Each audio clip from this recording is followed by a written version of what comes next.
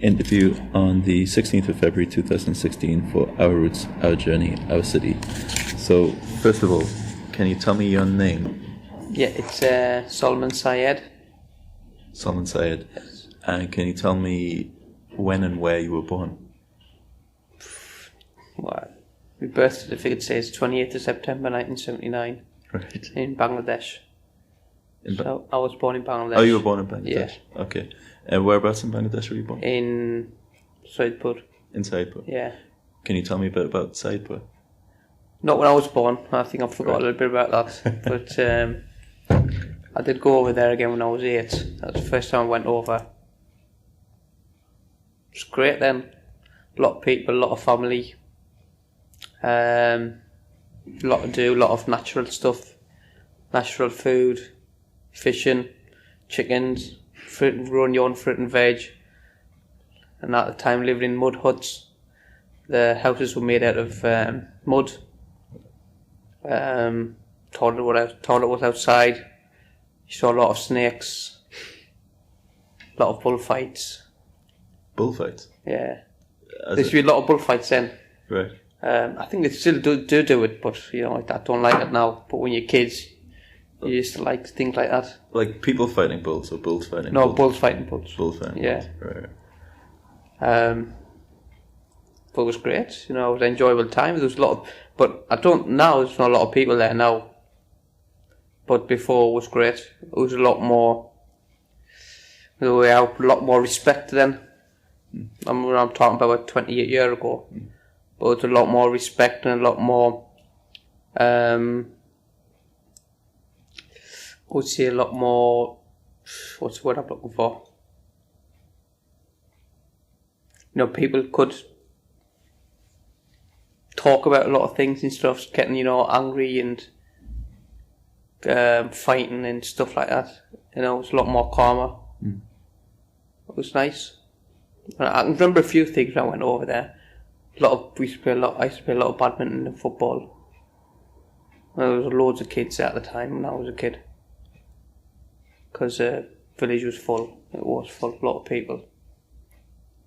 But it was great. So you went there when you were 8? Yeah. And when did you move to Sunderland? Well, we initially come to the UK in December 1982. Right. So I was about 3, yeah. Right. You can't remember any of Bangladesh from before you were 3? No. First I can remember of when I went back over when I was 8. Right. Can you remember your first memories of Sunderland? Yeah, little bits. What were your first memories of Sunderland? The first memory that I can remember is being petrol bombed. We used to live in Pennywell, and we're probably one of the first Asian families there. Well, not the first, probably second or something like that. I remember it was on a night, it was even about 8, 9 o'clock-ish. And somebody threw, petrol bomb out the window. And the bottom part of the wall caught fire. But that's my first memory that I keep on remembering all the time. How old were you? I can't remember. Very young. Very young, about 4 or 5. But apart from that, most of my memories in Pennywells were good. I enjoyed school, I enjoyed the people there. It was brilliant. No. Do you know who did the petrol bomb? No, I can't remember all that. I don't know if I found out or things like that, but I don't remember all that. We used to have quite a lot of trouble there initially, because Pennywell was supposed to be a rough place. But it slowly calmed down. Right. So you, between the ages of 3 and 8, you were in Sunderland, and then you moved back to... Well, I went to Bangladesh just for a holiday. It was just a holiday. I was there for about 3 months. Okay. But you were still living in Sunderland? Yeah, I was still living in Sunderland, yeah. Right. I just went for a holiday with my dad for a couple of months. Right. See my granddad. That was still there at the time. So what was school like in Sunderland? Brilliant. I loved school. I went to Quarry View. I wish I would go back. It was one of the best times of my life, I've got to admit. I went to Pennywell School, but Quarry View was brilliant. I was smart at the time. You know, I was very good. I used to be in the paper quite often. For what? For me reading and stuff like that. Okay. Because I used to read a lot of books. Mm-hmm.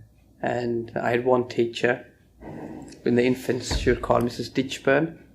She's a lovely woman, old woman. And she used to give us loads of stuff. You know, because I used to like books. Mm-hmm. So she used to give us loads of books all the time. And just take home and read them. And she used to love us to bits. You know, even at playtime, you know, she used to get all the girls chasing after us. Even though I was only 4 or 5, she used to get all the girls chasing after us all the time. You know, I think teachers then, they were extra special. Right. Compared to now, I don't think the teachers get the respect that they deserve. Mm. And even if you talk to a lot of teachers, they'll always say they do it for the kids. You know, they become a teacher for the kids, not for the money anymore. Mm. You know, and I think before even more you could tell it was for the kids. Mm. You know, they took the job very, very seriously, and all the love that I received from all the teachers that I had was brilliant. It's unforgettable. You know, and when I went to junior school, I had another teacher who was my favourite teacher called Mr. Sewell. One of the things that he used to do, he used to love golf, and he used to play golf with us. He used to bring us one of these golf clubs into school, and we used to have like golf competitions in the classroom and stuff like that. And what he used to do is every week for the kids, he used to have like a good performer of the week. Right. He used to have he used to have 2 prizes. One of them used to be like best person with the best effort and the best performer. And he used to give a chocolate bar on the Fridays. And every 3 times you'd get a chocolate bar, he used to give you a prize. He used to pay from his own pocket, and he used to buy you a present. And it's great. I remember the first time I got it, I was so happy, because like I got a Mars bar. It was about the chocolate bars before they were massive compared to what they are now. And I remember the second week when I didn't win, and I was crying. Couldn't believe it. But I did win quite a lot of times. I think I must have won about 14 or 15 times out of the year. So I was quite good. Even, you know, I was in top sets for everything: English, maths, writing, and everything. You know, I was one of the top students in the class. Mm. And football was great. We used to have a football team. I was on the football team. Every Saturdays we used to have matches against other schools. Don't think they do that now in schools now. Mm. But he was great. He was an amazing teacher. What school was that? I was Quarry View. Quarry View. Yeah. Right. And then, where did you go to secondary school? Secondary, I went to Pennywell. Pennywell School. Right. Again, was first year I had quite a bit of trouble, because in the first year I think I was probably the only Asian there. Right. Even though my brother was there as well. He was in final year. I think it was in year 11. Which brother? Abu. Abu. Yeah. No, I just started year 7. First couple of weeks I used to get a lot of trouble for being the only Asian there. But then eventually, you know, I got to the point where I had enough, and I started sticking up for myself. And from then on, I didn't get any trouble. Were there other BME students in primary school? In primary school, no, I can't remember any. Yeah, I was the only one. You were the only. And what were your relationships with your classmates like? Brilliant. Yeah. Brilliant. Absolutely brilliant. I think, you know, then obviously I'm talking about 30 years ago. Even though you had your racism amongst teenagers in the early, teens and stuff like that, but I think majority of the people, adults and youngsters, there wasn't any racism. Everybody cared for each other and looked after each other. The kids, school kids I used to get on great with. I know my dad and all that used to get on great with adults. Even our local Pinewell shops. I remember one of the fruit shops there. I can't remember the name of the shop, but this is a family who owned it. The woman used to come round ours every couple of weeks. Just to have a chat and catch up and things like that. And I had one very good friend when I was in my early youth. I can't remember his surname, but his name was Lee. And his family used to really, really, look after us. They were like that. They were over every day. We were there every day. My dad trusted them, they trusted us. And I think there was only one or two other Asian families in Pennywell that time. But people were great. Adults-wise, they were great. Everybody looked after each other. How did you get on later on in school? In secondary school, it was great. As I say, I initially had bits of racism, but then... How did that happen? It was just stupid things. Because there wasn't... In my year, I think there was only one other Pakistani girl in my year, and that was it. So it was just the more older students who used to give us a bit of grief. Was it like name calling? Yeah, name calling, and there's been the odd times where I got a punch or two, but that was just mainly from the older students.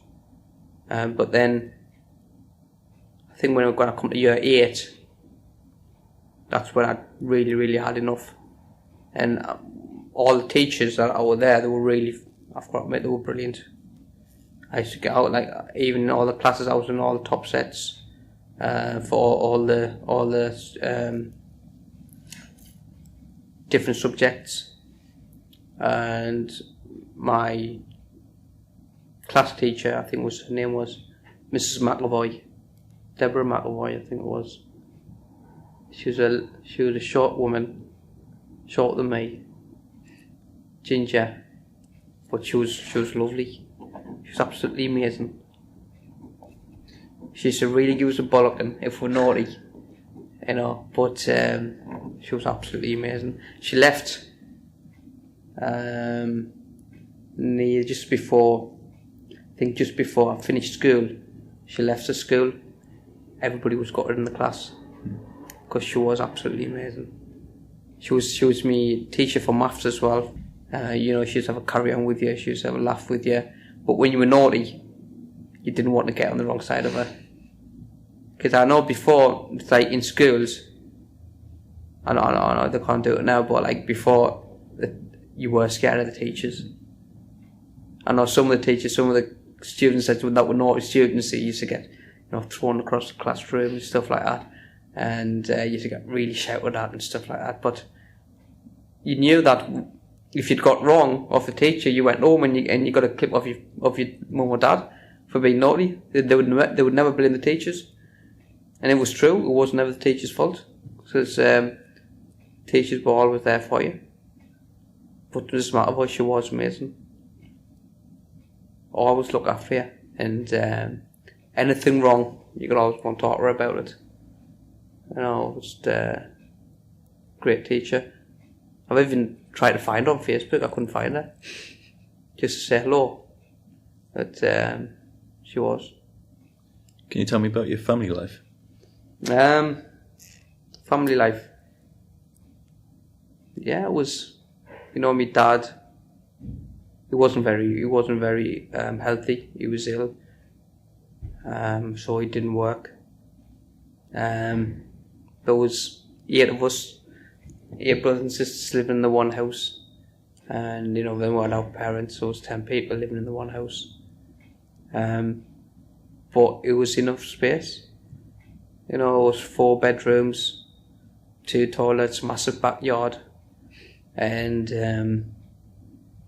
we used to get on great. We used to wake up, go to school, come back, get something to eat, then we went to the mosque, and then by the time we come home from the mosque about 7:30, 8 o'clock-ish, it was time to just have a bit, play a bit or watch a TV a bit, then bedtime.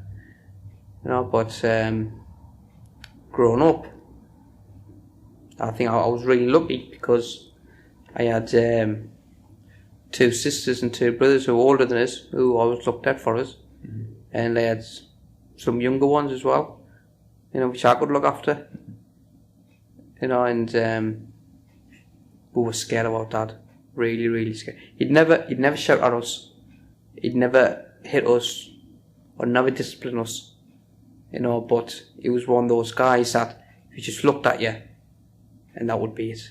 You would absolutely pee your pants, and but I think when you become a parent, you realise why he was strict. As a parent, you only realise it when you become a parent yourself. Why your parents were strict on yourself, on me. My mum, obviously she was a housewife, and it's not easy bringing up 8 kids. And I know we didn't have everything. It was very hard, obviously, like with the food and fruits and Indian vegetables and chickens and stuff like you can get now. You couldn't get all of that before. We used to have one guy, we used to call him Chicken George. He's still around now. He's very, very old, but he was good friends with my dad. He used to actually get us all the chickens, because obviously in the likes of us and all that, you're not going to get halal chickens. So we used to get all the chickens from Chicken George, and you couldn't get all these Indian vegetables and loads of fish. So my dad used to get a lot of the fish that I used to get from the fish market, and obviously we had our local shops where my dad got all the vegetables from. But there was none of these PlayStations and phones and stuff like that. It was comics. I love comics. Beano, Dandy. I used to get a comic every week when it used to come out. And TV. I know we used to have, first TV we had was a black and white one, and it was one then where you got to turn the knobs round and get the channels, one of them. And it was never, we didn't have, I don't think I remember buying anything new, in the sense when it came to, I know the beds and things like that was new, but like furniture like settees, tables and stuff like that, it wasn't new, it was all second hand. Yeah. Because and the TVs that we had, obviously you had one and you were lucky to have one, and that was always second hand. And it was always one of these ones where, as I said, you've got the knobs. Never a one with a remote control or something like that. You sort of change the channels. And I think I got a paper run when I was 12 or 13. Just delivering the papers around the local houses. But even that, you used to get 1 penny a paper. I used to deliver about 300-400.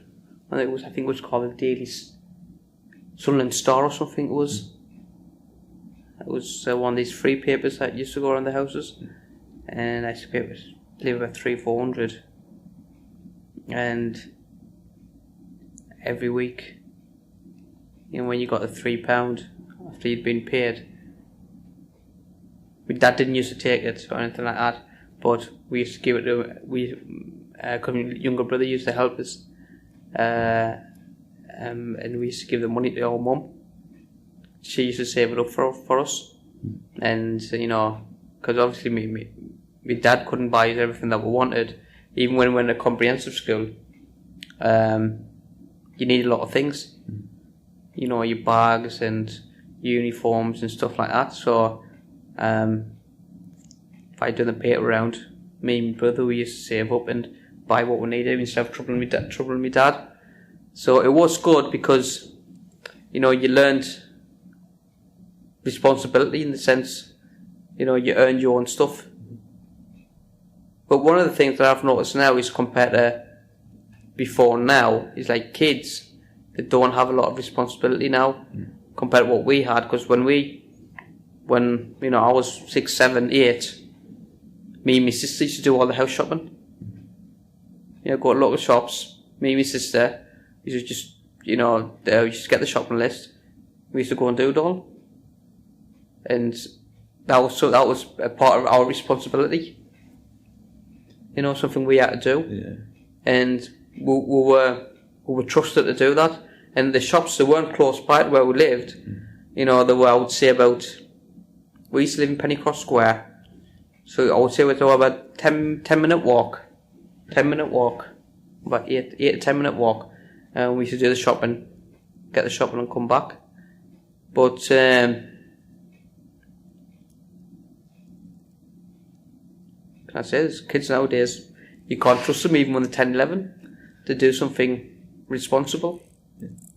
Well, what was your dad doing for a job?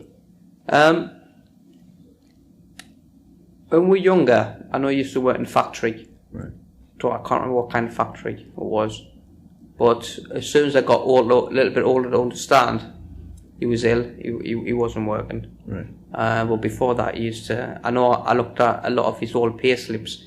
He was working 60, 70 hours a week, and at that time, for that time, he was making good money. Yeah. But even though he was making good money, when we were there, everybody had family back in Bangladesh at that time. So you weren't just looking after your family in England; you were also looking after your family in Bangladesh. Yeah. So a lot of the money that he was earning, he was sending back to Bangladesh as well, because my granddad was still there, and uncles, aunties, and stuff like that. Yeah. So, did you keep in a lot of contact with your family in Bangladesh? Yeah, we did, because what we had to do, obviously, you didn't have. I don't think, especially the early years, I don't think there was telephones in Bangladesh, especially in the village. Yeah. So we had to communicate via letter. So it's like at least once a month, brothers and sisters, all of us, would write letters. In Bengali, we'd write letters to our family back in Bangladesh and send them off. It was great because we learned Bengali as well. We got to learn how to write letters, but we stayed in touch. Mm-hmm. We got letters back, replies back, but it wasn't like now where you can just phone straight away, or when you send a letter, you get a reply within a couple of days. Mm-hmm. It was like months. Yeah. By the time you got to the village, there's a very good chance that your sentence got lost anyway. Mm. It was months before you got a reply. But my granddad came over once. Can't remember how old I was then. I was about 10, 11. Came over because my granddad used to work in this country as well. Right. I think it was in the 60s or something like that. He used to work here as well. And he come over for a holiday here. And I remember because he used to love me the most. Well, that's what I keep on saying to myself. But just got great memories about family. Yeah. Did you get to know a lot of your family when you went to Bangladesh when you were 8? Me direct family, yeah. Yeah. You know, me cousins, me granddads, me great granddads, or me granddad's brothers, Yeah. because they were still alive. You know, and it was like, it was a close family. You know, even though it was my granddad's brother, he was my granddad as well. You know, we wouldn't call him something else, or we wouldn't call him by name or anything like that, because he's my granddad's brother. He was still my granddad, and you know, my dad's cousin would be my uncle. You know, we used to get love. You know, nowadays people restrict your family to like just direct family, but I remember one of the greatest things which I really, really do miss now is that family wasn't just your direct uncles or your direct aunties. You know, it was your dad's cousins, your mum's cousins, or whatever. They were also your family. You know, and they're respected. I remember one time my dad's cousin, well, like, is my uncle still alive? When my dad used to shout at them, they used to absolutely be scared of him, you know, because he was the eldest in their family, in the sense. So they treated him like as if he was his own brother and not cousins, and they used to be scared. When he used to walk in, they just used to be quiet like mice. I know, but I think that's disappearing. Yeah.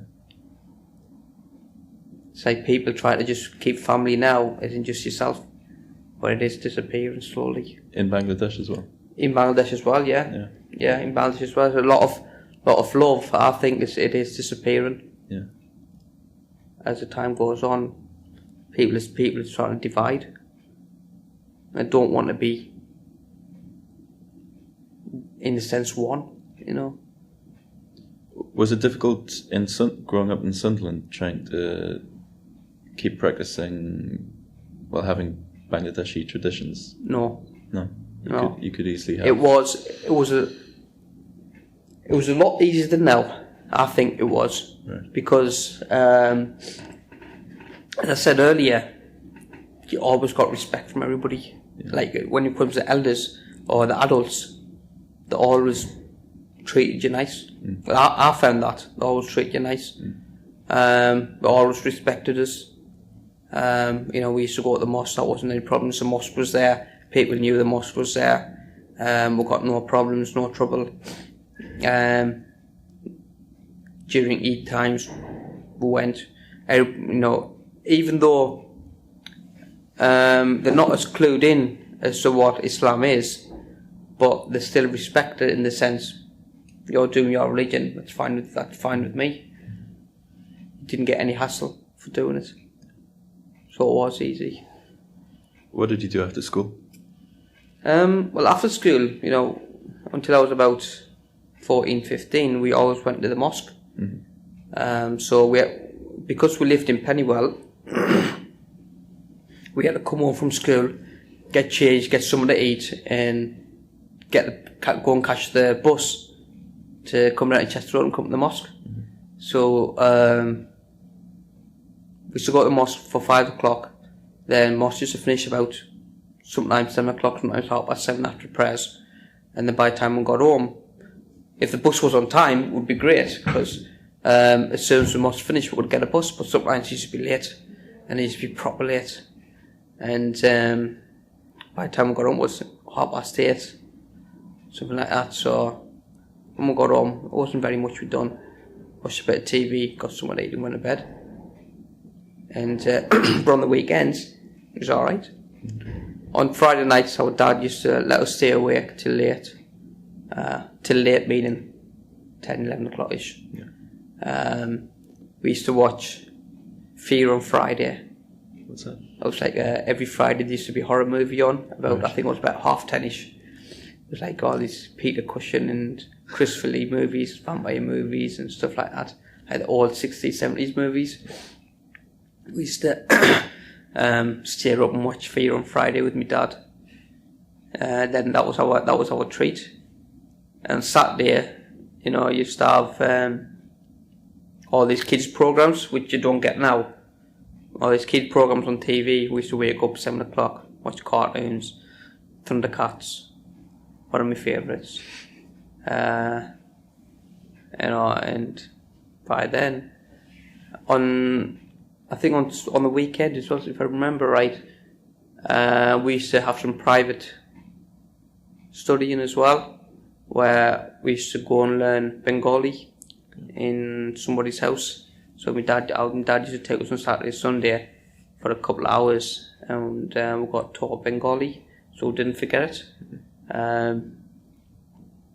But apart from that, you know, it was mainly play football, climb trees, play hide and seek, get wrong off your mum for coming back hurt, play curbs and play on your bike. That was mainly it during the weekend. You know, and it was great. It was energetic. And the thing is, so, like, you could have your kids go out and they'd be safe. You could feel safe, you know, but I don't think you can do that now, like, really. But we could go out and we knew what time we had to be back in by before we got wrong. And we always had, even when we were young, I was lucky because I always had, like, elder brothers and sisters to look after us. But we just look after each other. And then when you finished school, what did you do after? Well, we left Pennywell. I think I was about 16. I've just finished I finished school and then we left Pennywell because my mum had very, very bad arthritis, and my dad and mum went back to Bangladesh. And they took me youngest brother and youngest sister, and the rest of us stayed here. And then I moved in with my brother, lived with my brother for a few years while I went to college. Was that Abu? No, it was Abu. Musa was the eldest one. Right. So even my brother Abu and me, we lived with my brother, my eldest brother, in his house. From there, college was quite near enough, so I went to college. And my brother had a shop, so, you know, I think it was tradition then that if you're old enough, you worked, you know. And I used to work, I think it was 1 or 2 nights just to help out, you know, just to get a bit of extra pocket money for college and stuff like that. And I messed up in college. Really, really messed up. Got in with it. I wanted to do law. So I done my A-levels in law, English and business studies. I messed up because my first English exam, I remember it was during the World Cup. It was the first match of the World Cup, and I was doing my English exams. You had to be in your exam for at least half an hour. So after half an hour I left, go and watch the football, and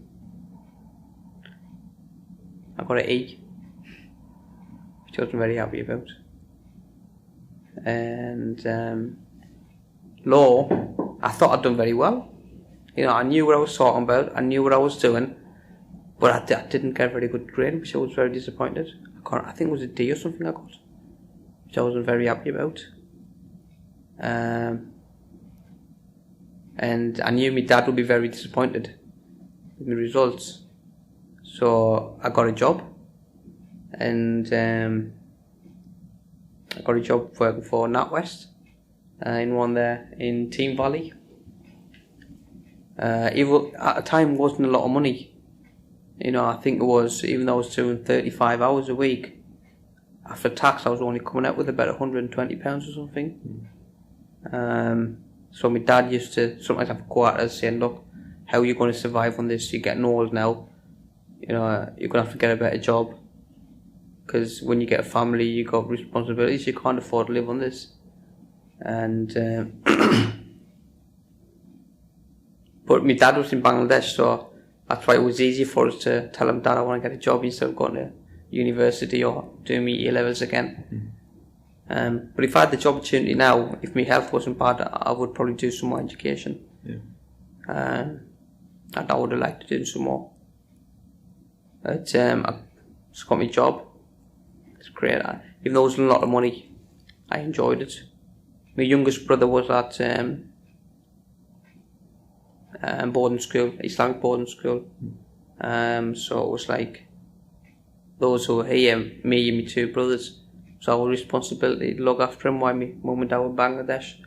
But my eldest brother, he'd done a lot of hard work for us. Abu as well, I think. He started work when he was 15 as well. But my eldest brother, he started younger. He's even part-time to help the family out. And my eldest brother sacrificed a lot for us. Sacrificed a lot of his money for us, in the sense, we were living in his house, he was paying my youngest brother's school fees and stuff like that. He sacrificed a lot of his life for us, which at that time, because he was the oldest, it's something which he had to do. Did you say you worked at NatWest? Yeah. How long did you work for? I worked there about 7 years. I think it was 6 or 7 years I worked there. Right. But I done well there, and near the last few years of me time at NatWest, I was earning a lot of money. For my age, I was earning a lot of money. I was driving fancy cars, expensive clothes. I was going out. I had a lot of money. And I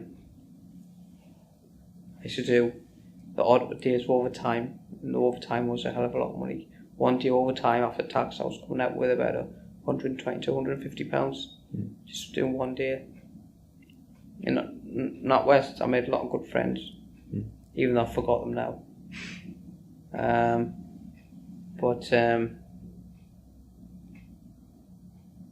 It's near the end, I got the opportunity to work with computers.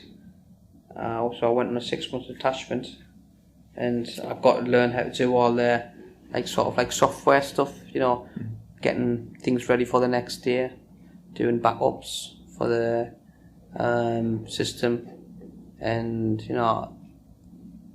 some days I was in charge of 27 sites by myself, especially during the weekends. So it's my responsibility to make sure nothing goes wrong. I enjoyed it. I was earning a lot of money. As I say, I made a lot. You didn't have Facebook and stuff like that. Mobiles had just started to come out, and people were lovely. You had no racism. It was great as well because there was only a few Sunderland supporters there. Most of them were, because it was in Team Valley, most of them were Newcastle supporters. And it was great, we had the right banter on.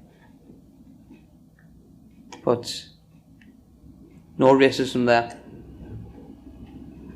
Everybody loved us to bits. Because I used to do my job, I used to personally, I would say I'd do my job and go beyond to make sure I'd done my job correctly. And I think as a company they recognise that as well. That's why I got the opportunity to go on the computers and earn a lot more money. I think at one time, 1 year, I'm talking about 2000, down to then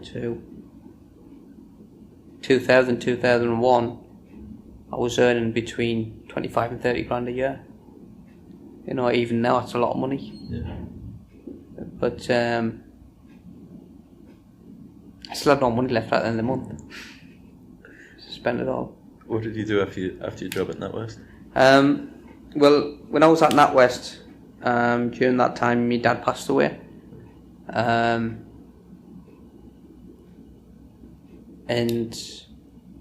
because my dad and my mum had been in Bangladesh for a few years, they had the house there, a little business and stuff like that.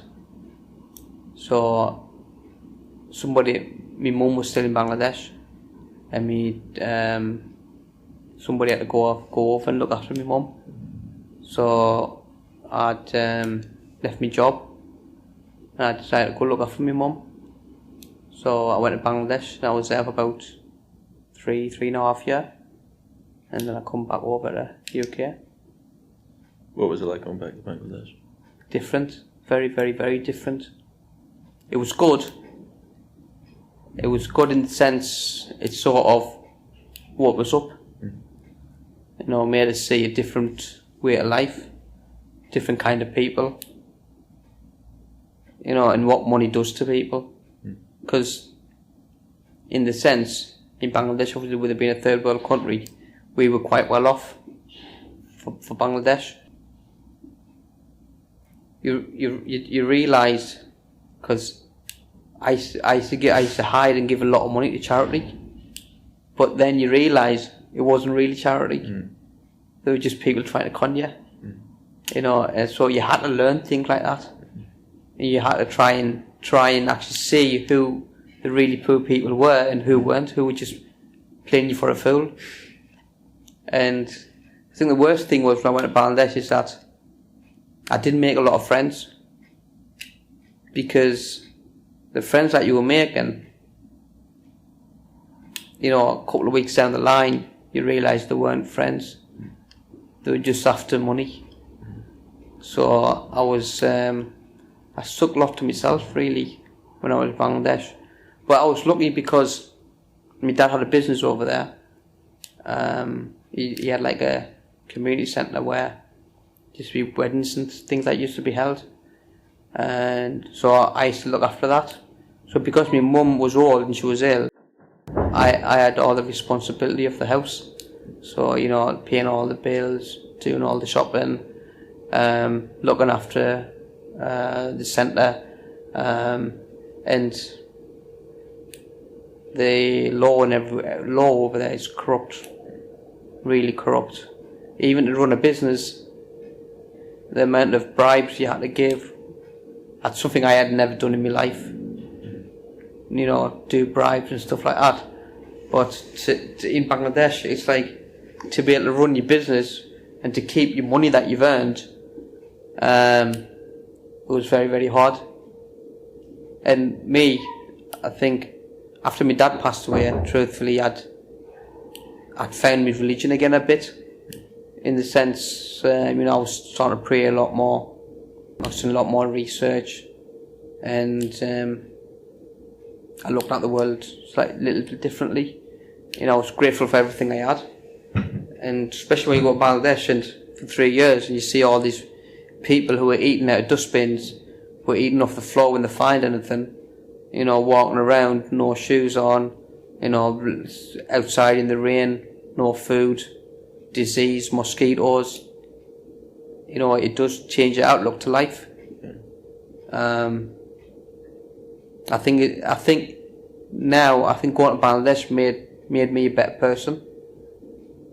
In the sense, personally, I think I appreciate a lot more what I've got now than what I did, you know, since I went to Bangladesh. And I think in Bangladesh I only had one really good friend. You know, he wasn't about money. He was a young lad. He was a good friend of mine. You know, he was there for us if I needed him.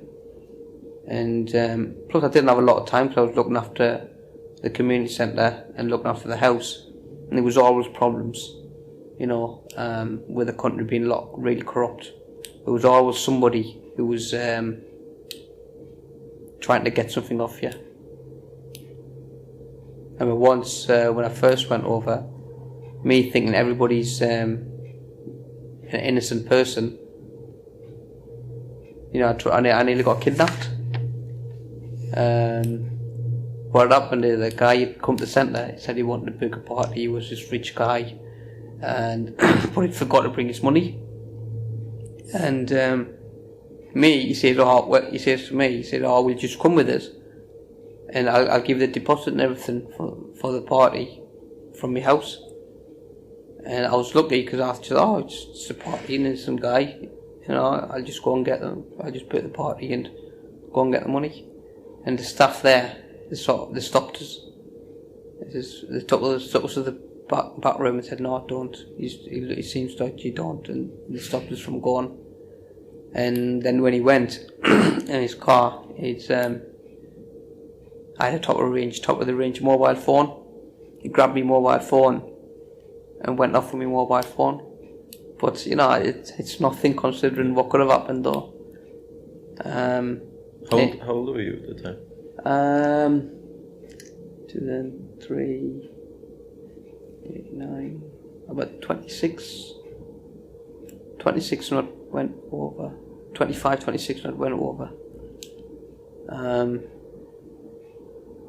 But when you grow up in this country and you don't see the other side of the country, you really haven't got that mentality to put that into perspective and think that somebody's going to try and do something stupid. Because eventually when I was there, you saw a lot of bad things. A lot of bad things there. You could be on the walking down to the mosque or say prayers and you'll see somebody getting chopped up. And nobody's doing anything because they're too scared. You mean murdered? Or? Yeah. And it was just scary. And I think Mum used to, even though I was 26, 27, she used to be really scared of me going out very much as well, so I didn't used to. Then I got married over there. I had my 2 sons over there as well. And I come back when did I come back? 2007. Going December 2007, come back. Was it 2007? 2005? It's almost point 2005. December 2007, I come back. 5, 6, 7, yeah. Had Bangladesh changed between the time you went when you were a child and when you went later on? Yes, a lot, a hell of a lot. When I went first, I lived in the village, right. And when I went again, a lot of the village had disappeared, in the sense, the elders had passed away, and a lot of the generation that moved abroad or that moved to Sylhet. Because when I went back to look after my mum, I was living in Sylhet. It wasn't very often I was going back to the village, and when I was, it was dead.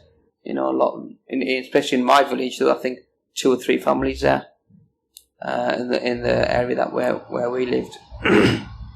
So, and even when you went there, I didn't find the same love as you had when I went there when you were 8. Because a lot of people they were just I think they were all just fake. There was no appreciation, no honesty.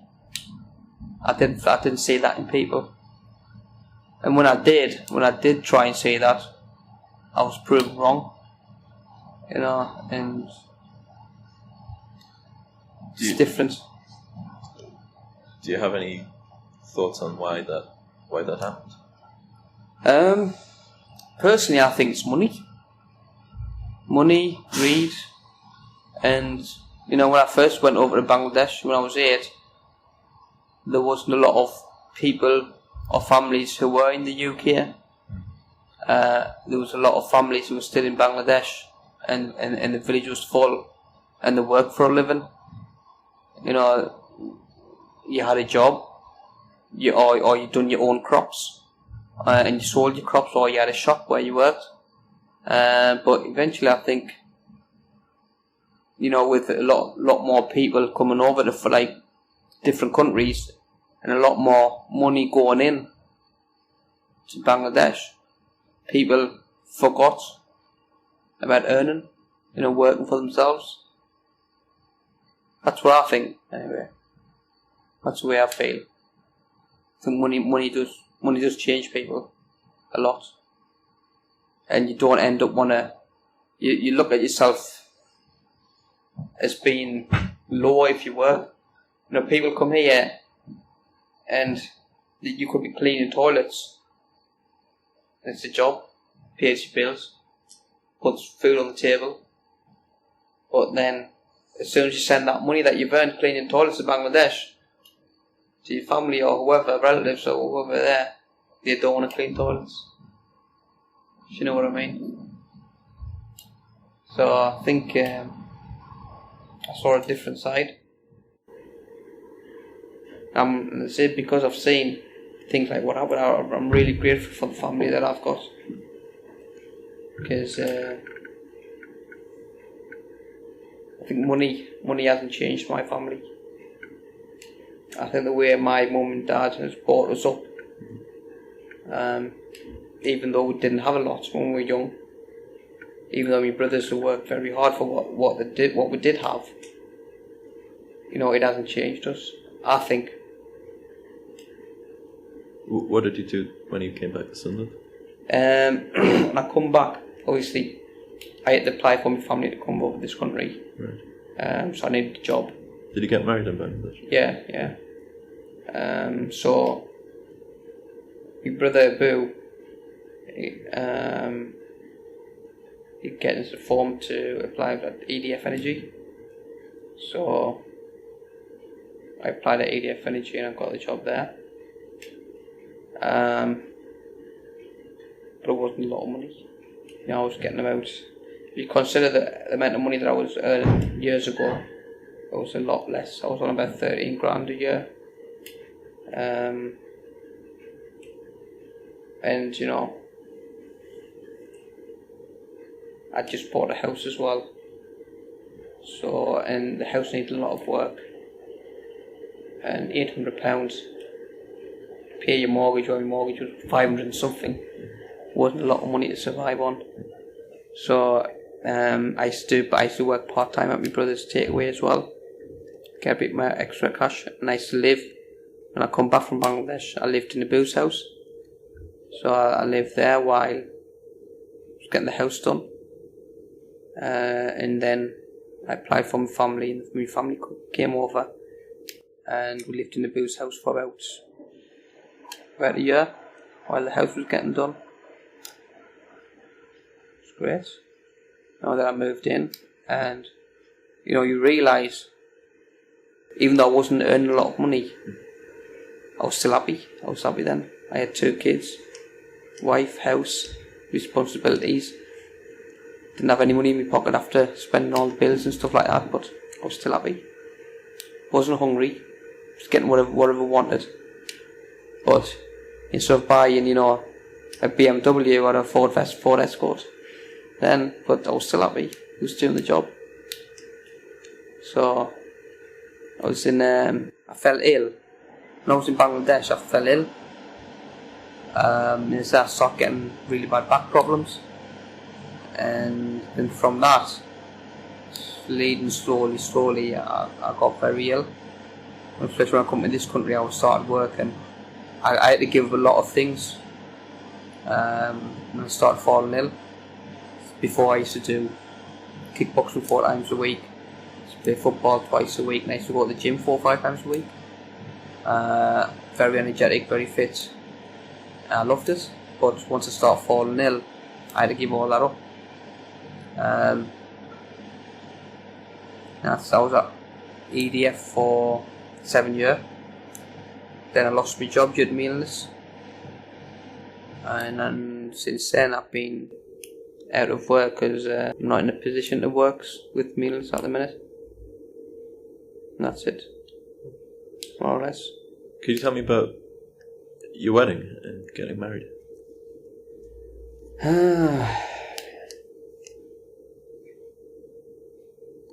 It's quite simple, really. So I didn't want all this flash stuff and things like that. So I think, when was it? I better get the date right before I get it wrong with the missus. I think it was on the 5th. Was it the 5th of January? 5th of January 2005, I think, got married. Simple wedding. Obviously, we had my dad's community centre for the wedding, so that wasn't a problem. Right. My brother's wife was there as well. Abu's wife was there at the wedding, and my eldest brother was there. Musa, he was at the wedding as well. All the family couldn't go. It was just them, from the family side.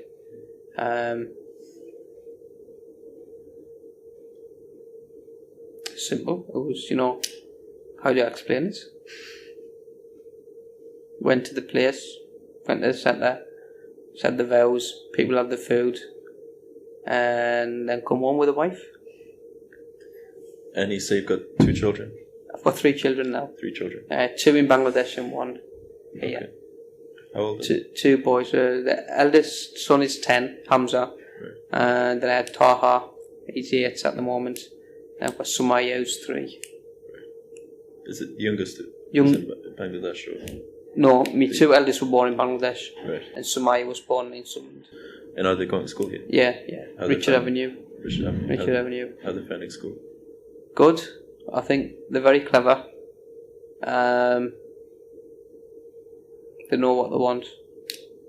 They get what they want. Which sometimes I'm not very happy about. But I think nowadays with the competition with kids, there wasn't that competition when I was a kid. Mm-hmm. You know, you were just grateful for what you had. But now with all this technology, PlayStations and computers and tablets and stuff like that, everybody's competing against each other. Even though I don't want to compete, I won't say I'm competing. I'd say it's like sometimes kids, you've just got to give them something. Mm-hmm. And because like when I was a kid, I say, you know, we'll go out and play in the park or we'll go out by ourselves. Me as a parent now, the way things are, I don't like them going out by themselves at that young age. Mm-hmm. You know, so I'd rather give them a PlayStation or a tablet or something, just play in the house. Mm-hmm. And if they do go to the park, I like to take them there so I can keep an eye on them. How do you think Sunderland's changed since you were a child? A lot. A lot. I think as much as Sunderland is accepted, that is a wider community. I think it's still changed, and there's more racism now, and there's more unfriendliness, and I think there's very, very few people now who are willing to help each other just for the sake of helping somebody, instead of, you know, looking for some sort of profit or gain for themselves. Not just in the white community, but in every community, even in our community. It's all about your gain instead of why does it have to be my gain? You know, why can't I just help people just for the sake of it? And obviously, I grew up in Pennywell where there wasn't an Asian community. And now, because I live in where there is an Asian community, you see a lot of difference. I don't know if that difference was there before because I didn't really live in this area. But when I used to go to the mosque here, you know, I didn't find that problem. Everybody was still nice. Do you think it's mainly changed for the worse then? I think it has. Yeah. I think it's changed for the worse. Are there any things that you think are better? Can't think of any. Especially for the youth, it has changed a lot. Yeah. A lot. I don't think it's safe now. Don't think you can trust anybody now. You think racism's got worse as well? Yeah, racism's got very, very bad compared to when I was a child. Yeah. Even though I grew up in Pennywell, and at that time people used to say, "Oh, how are you living in Pennywell? It's the worst place in the UK."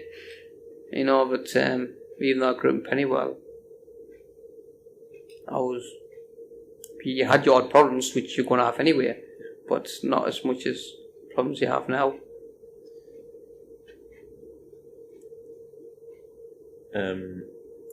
What would your hopes for the future be? For the future, obviously, you want some things to get better, don't you? Mm-hmm. You don't want things to get worse. You know, I'd like to see Sunderland in the sense where it was, not just Sunderland, just people, be like what they were before. Honest. This is what I saw when I was a kid. Honesty, love, self-respect for each other, a bit of shame. I'd like to say that again. Personally, I don't think I will, because us who are the parents now in this generation, I don't think we're giving our children that education. Not just the parents, but schools have changed. Yeah. You know, schools have me personally, I think schools are so bad now that, you know, a teacher, when I was a child, a teacher had the same respect as your father. He's the one who's teaching you, he's the one who's giving you the skills. You know, but now a teacher's got no respect. I think a lot of the schools now making children into adults before their age. I don't like that. They're teaching things which they shouldn't be taught. You know, they're still kids. They need to be enjoying the childhood. What sort of things do you think shouldn't be taught? Yeah, you've got to teach them the basics. Everything. I think a lot more needs to be taught about, like I said, about respect. Yeah.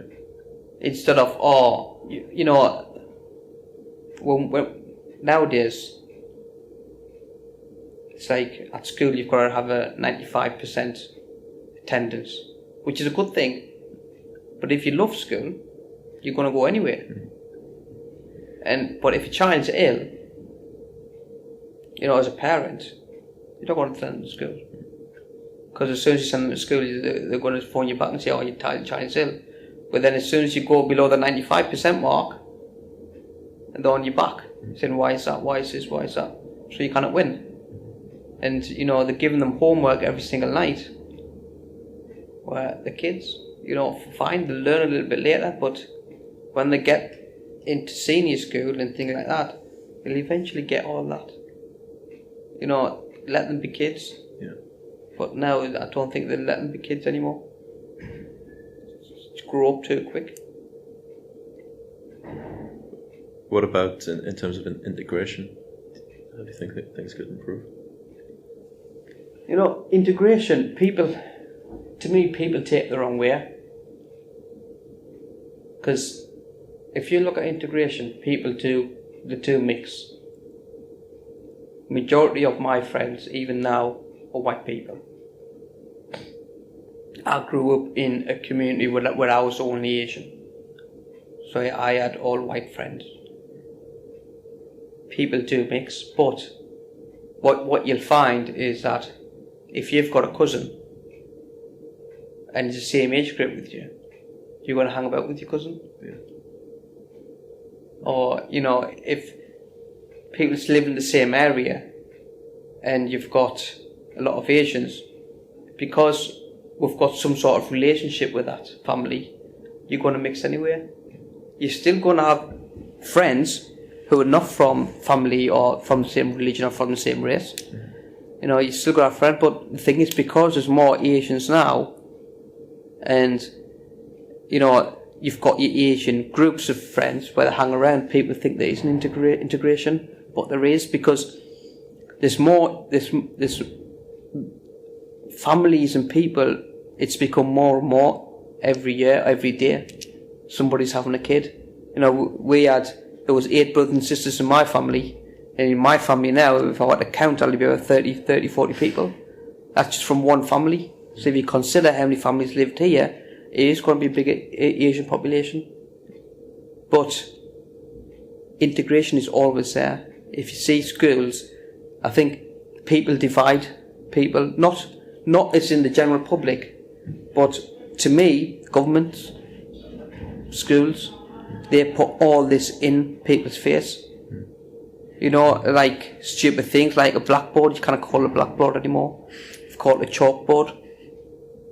That's, to me, whoever invented that, he's the biggest racist. You know, a blackboard is a blackboard. And a whiteboard, you've got to call it what, a pen board or something. You know, that to me is racism.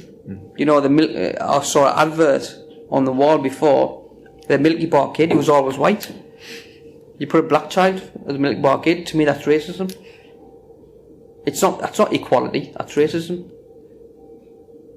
See, people doing that, the government and the people who have grown up they're doing that, and they're putting these views to the front, and that's where it all begins. That when I was a kid, Milky Bar Kid was a Milky Bar Kid. We didn't look at the colour. We didn't look at if it was white or black or purple or whatever. It was a Milky Bar Kid. And a blackboard was a blackboard. That's what you said. That's what it looked like. That's what you said. And all these stupid rules, they are dividing people. And all this rubbish about, especially I personally don't like David Cameron, but he's making such a fuss about Muslims not integrating. A Muslim can be white, black, purple, yellow, any colour, but he specifically says Muslims aren't integrating. When you say when you say a thing like that, to me that's hate speech.